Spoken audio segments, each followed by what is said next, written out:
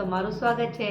આજની રેસીપી છે એ મોટાને તો ભાવતી હોય છે પણ નાના બાળકોને ખૂબ જ ભાવે છે। એ છે ખજૂર બિસ્કિટની રેસીપી જે એકદમ ઓછા ઇન્ગ્રેડિયન્ટમાં બની જાય છે અને એમાં ખાંડનો ઉપયોગ બિલકુલ આવતો નથી, તો હેલ્ધી પણ ખૂબ જ છે।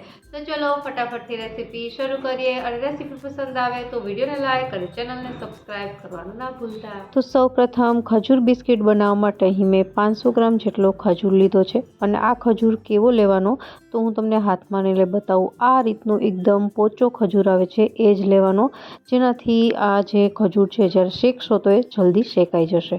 હવે અહીં એક જાડા તળિયાવાળી કઢાઈમાં 2 ટેબલ સ્પૂન જેટલું ઘી ઉમેરીશું। હવે આ ઘીમાં આપણે જે ઠળિયા કાઢેલો ખજૂર છે એ ઉમેરી દઈશું અને મીડિયમ ગેસની ફ્લેમ પર આપણે એને શેકવાનો છે।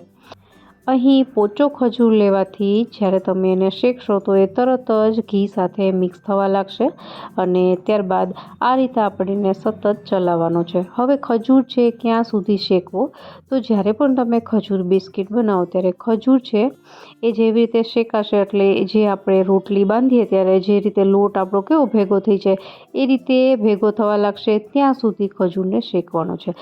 તો લગભગ 8 થી 10 મિનિટ જેવો સમય થઈ ગયો છે અને ખજૂર છે સારી રીતે શેકાઈ ગયો છે। તમે જોઈ શકો છો એકદમ લોટ જેવું છે એ બાઇન્ડિંગ આવી ગયું છે। તો ગેસ બંધ કરીને આપણે આને નીચે લઈ લઈશું અને હવે આ ખજૂર છે એમાં આપણે એડ કરીશું સૌપ્રથમ અહીં સૂકા ટોપરાનું છીણ।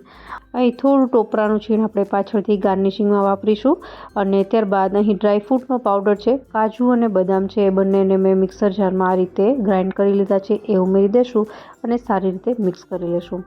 અહીં જે પોચો ખજૂર આવે છે થોડો સ્વાદમાં વધારે મીઠો હોય છે, તો આ રીતે સૂકા ટોપરાનું છીણ અને ડ્રાયફ્રૂટ પાવડર ઉમેરવાથી જે સ્વીટનેસ છે એ બેલેન્સ થઈ જશે અને ડ્રાયફ્રૂટ પણ બાળકો ન ખાતા હોય તો એ આ રીતે ખાઈ લેતા હોય છે।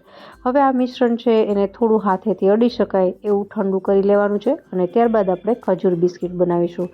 તો મિક્સર ઠંડુ થઈ ગયું છે, એકદમ ઠંડુ નથી કરવાનું, થોડું વોર્મ હશે તો ચાલશે। હવે ખજૂર બિસ્કિટ માટે અહીં જે બિસ્કિટ વાપરવાના હોય છે એ મોળા મેરીગોલ્ડના આવે છે એ લેવાના, કારણ કે બિસ્કિટ મોળા અને સામે ખજૂરનું મિશ્રણ મીઠું એ બંને જ્યારે સાથે મળે છે ત્યારે જેનો ફાઇનલ આપણે ટેસ્ટ કરીએ તો એ ટેસ્ટ એકદમ બેલેન્સ રહે છે। હવે આ રીતે મેં ખજૂરની એકદમ પતલી થેપલી બનાવી લીધી છે, એને આપણે બિસ્કિટ પર રાખી દઈશું।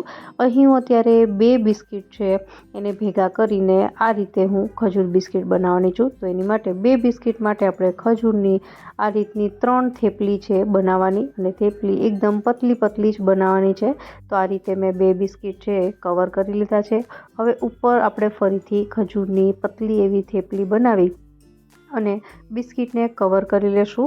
તો આપણું આ પહેલું ખજૂર બિસ્કિટ છે એને સારી રીતે મેં બનાવી લીધું છે। હવે આપણે ઉપરથી જે સૂકા ટોપરાનું છીણ હોય એમાં આપણે આને એક વખત રગદોળી લેશું, જેનાથી ઉપર સરસ રીતે કોટિંગ આવી જાય અને ત્યારબાદ આ રીતે હું બધા જ બિસ્કિટ તૈયાર કરી લઈશ। તો છે ને બનાવવા એકદમ સહેલા।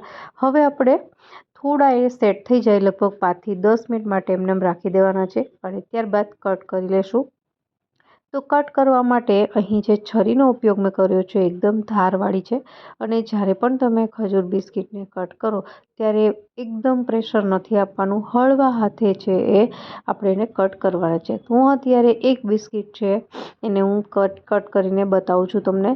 તો આ રીતે કટ કરી અને તમે જોઈ શકો છો કે અંદર એકદમ સરસ લેયર દેખાય છે અને ખજૂરની આપણે જે થેપલી બનાવીને મૂકી છે એ એકસરખી છે, જેનાથી એક પણ વસ્તુ છે એ જાડી કે પતલી લાગતી નથી, એકદમ એક સરખા બન્યા છે। તો આ રીતે હું બીજી સાઈડથી પણ કટ કરી લઈશ। તો આપણી પાસે એક જે મોટા બિસ્કિટનો રોલ બનાવીએ છીએ એમાંથી 4 આ રીતના ખજૂર બિસ્કિટના પીસ તૈયાર થઈ જશે।